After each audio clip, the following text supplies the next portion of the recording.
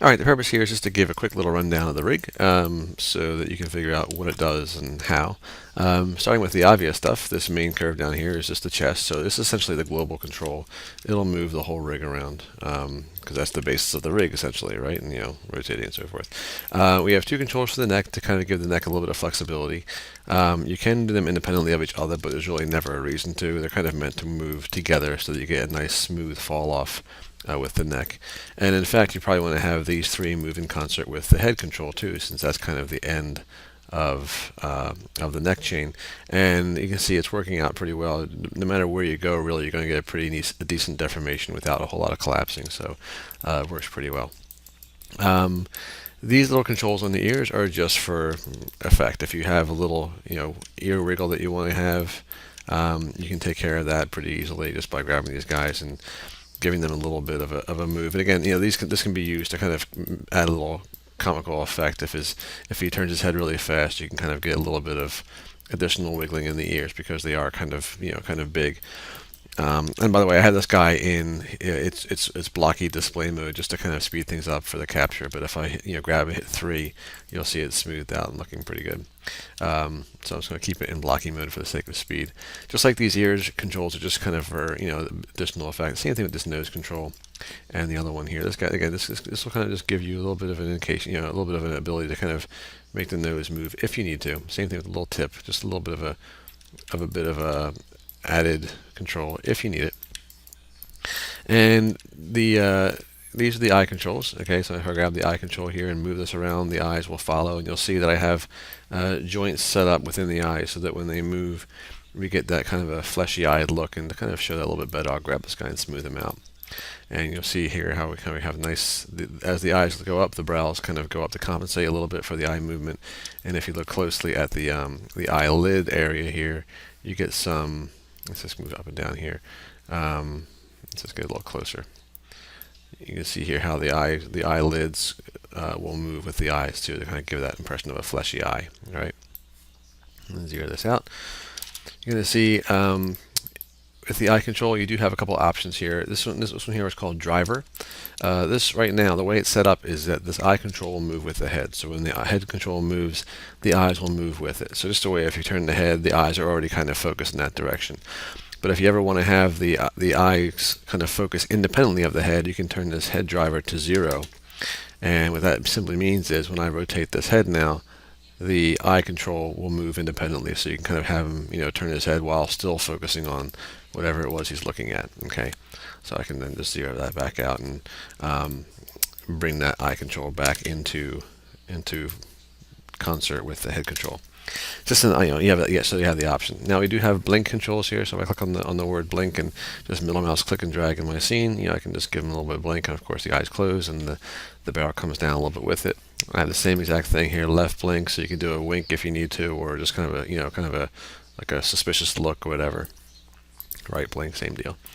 And the jaw control, of course, will command the jaw. So if I move the jaw around, open and close, straight up and down, you get some nice stretches in the mouth when it goes open. You get a little bit of collapsing when it closes. I can go a little bit higher than normal if I want to make it look a little bit ridiculous, like so.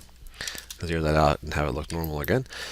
You see here we do have some other controls here on the jaw control. So for example, the uvula, if I open the jaw up, so you can see, let's say for example he's screaming or something like that, and you want to have kind of a comical look at the uvula inside, kind of going back and forth, I can click on the word uvula and middle mouse click and drag, and I can kind of get kind of a little wiggle going on here. These controls are there, so in case you ever wanted to manually rotate this, you could. I'm not really sure if you'd ever have that need, but they are there.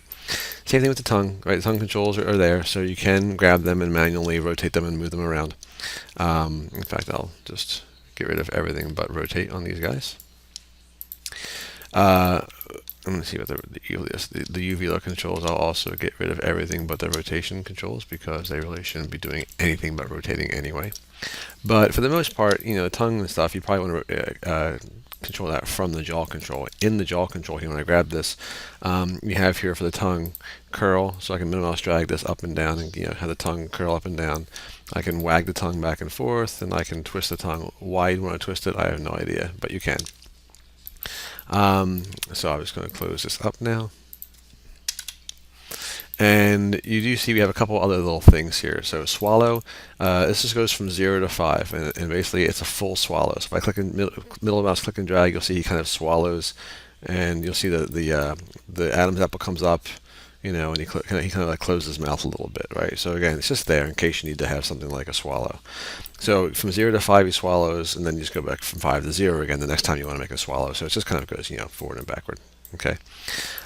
Squash and stretch under deformers. If I turn this on the 1, you're going to see you get an added control here, this little S. If I grab this S control, you'll see I can move it up and down, left and right, and it just kind of gives the jaw some added squash and stretch. So if you needed to have some kind of like comical, I don't know, chewing, or you can actually get a really different deformation in his face if you wanted to kind of try and make him look a little bit different. And even though these controls, the jaw controls, are like now kind of way out of whack, they still work. It just kind of looks a little bit weird. So again, the squash and stretch control really is there for effect or accent. I'm going to turn off the squash and stretch. You do have tooth controls. They're really just there in case you ever need to make a little bit of an adjustment. So if I grab this tooth control here, I can move them up and down a little bit. They're just really there, like I said, for adjustments. If you have a really strange pose, and the teeth are kind of punching through, you can just animate this sliding back and keeping it out of the way. So they're just there really to clean up things. Now, as far as the actual controls for the character's head are concerned, you're really going to find them on the head control itself. By the way, with the eye control, of course, you do have individual control over the eyes. So in case you need something kind of a little bit ridiculous, like move this over here, and move this guy down here, you could. Again, why you'd want to, I don't know, but you could. So as far as the actual animation controls, things like facial expressions and so forth, those controls are hidden by default just to keep things clean, but you can always bring them out by going into your head control. And I'm actually going to make these unkeyable because there's no reason to have them keyable. But what you can do here, for example, if I grab this, you'll see control visibility. I can go to my main face and turn that on. And I'm just going to get a couple little controls here, right? I have the control here for the brow. If I pull this up, it's a brow up, right? If I pull this down, it's brow down. So, up and down. And same thing with this one, up and down. Okay. If I want to make them both go up, of course, I can just grab them both and, go up, both down, So you have, again, these are just very basic controls. There's nothing really fancy about either of them. And the same thing applies down here to these little corner of the mouth controls. Pull up, a little bit of a smirk, pull down, a bit of a frown, right? And the same thing over here, down, up. And if you want to grab them both, and you get the starting of a smile and, a frown, right? So again, they can move independently or together, and you're good to go. I'm going to turn those controls off. And let's bring up the sync controls. Turn those on with typing in a 1. You'll see here that you get this little box, a couple little sliders over here for lip sync, right? So this sync box here will go from mouth closed to mouth open, and also pucker, open and close. And this will do virtually every phoneme you'll need.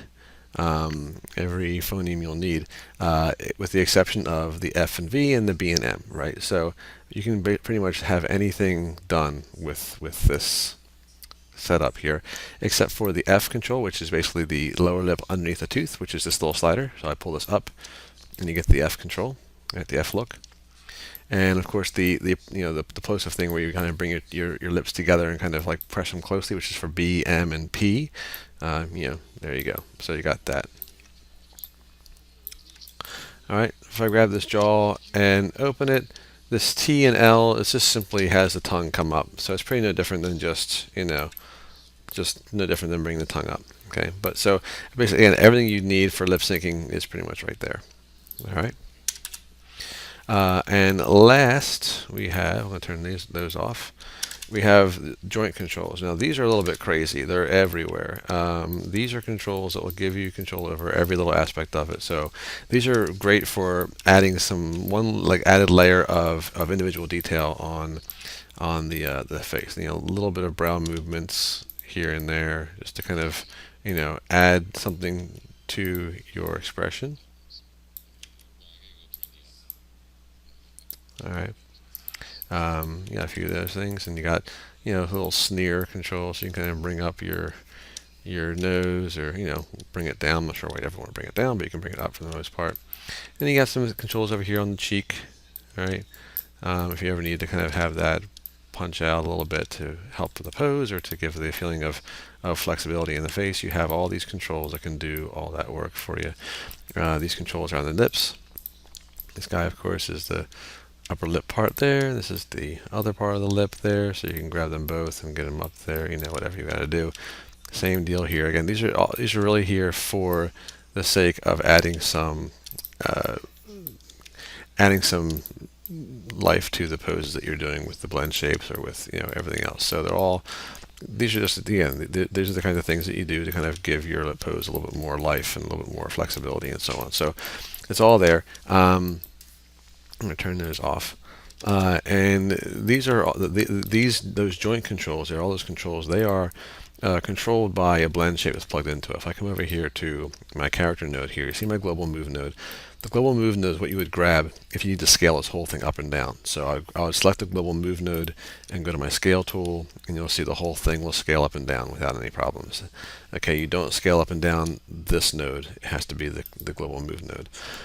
The geo group is the stuff that is bound to joints. So teeth, mouth, this is the basic geo. Extras has nothing in it. On the off chance that you have stuff, that's where you would go. But blend shapes, you see I have a crap load.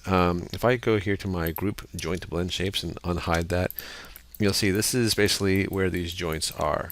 So if, for example, I didn't like the way some of these joints were deforming, I can always go to this guy right here and go to my Edit Smooth Skin, Paint Skin Weights tool, and select the joint that I want to fix and fix it, smooth it, add influence or whatever. You can always go ahead and do that whenever you want. This is just, so it's still there. It's still editable.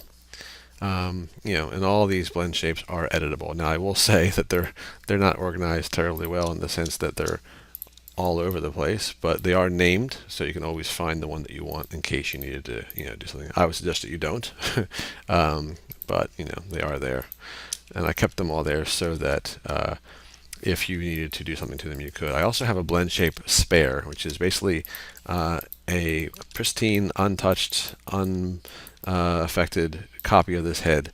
So in case you need to create more blend shapes, you can use this as your starting point, duplicate it, and do stuff to it. Always try and keep a spare on the off chance that there's something you need to do. So it's all there. All right, so that's pretty much the rig as far as I can think. So hopefully that's doable.